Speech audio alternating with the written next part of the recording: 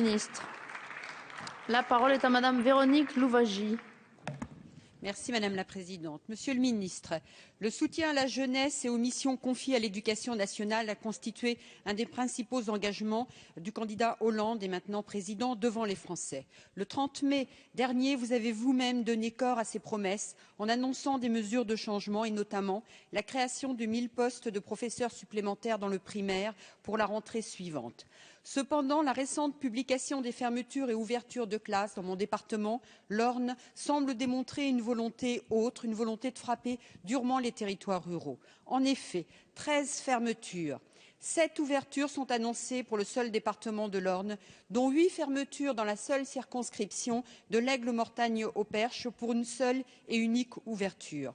Pas un instant, je ne veux croire à une volonté délibérée de pénaliser plus encore qu'ailleurs le nord et l'est de notre département. Je sais aussi la difficulté que représente l'évaluation, la prévision des effectifs 6 mois avant la rentrée. J'ai bien noté par ailleurs pour le département la création de 5 postes dans le cadre du dispositif plus de maîtres que de classes. Cependant, Monsieur le Ministre, vous assurez la charge de votre illustre prédécesseur Paul Bert et je n'en doute pas, avait à l'esprit la dimension d'universalité recherchée par les pères fondateurs de l'école primaire. Cependant, comment pouvez-vous permettre la continuité de la mission éducative confiée à l'école publique sur l'ensemble du territoire national en privant en une seule fois une circonscription de 7 classes pour une seule et même rentrée?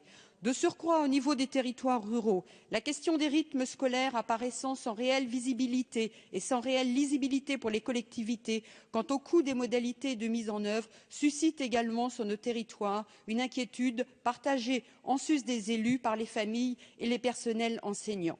Par conséquent, Monsieur le Ministre, face à la dureté de ces décisions, je vous remercie par avance des nécessaires mesures d'apaisement qu'il me paraît souhaitable de proposer. Merci Madame la députée.